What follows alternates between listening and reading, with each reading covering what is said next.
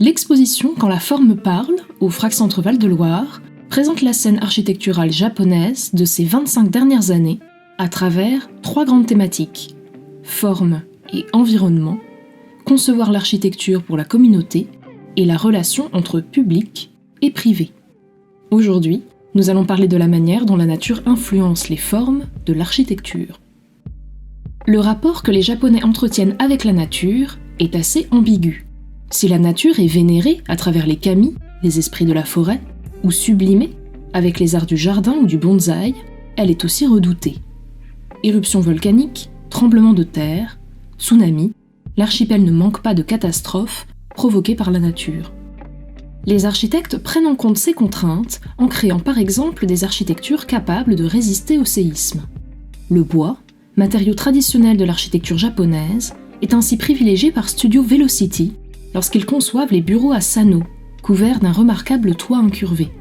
Pour obtenir cette forme, les architectes ont utilisé de longues poutres de bois, très fines, qui se courbent naturellement sous leur propre poids. Le bâtiment peut ainsi s'adapter avec souplesse aux tremblements de terre.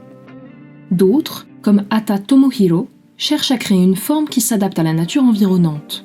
Celui-ci découpe les dalles de béton superposées de sa maison de la terre, afin que les arbres puissent y déployer leurs ramures, ou que les parterres reçoivent la lumière du soleil.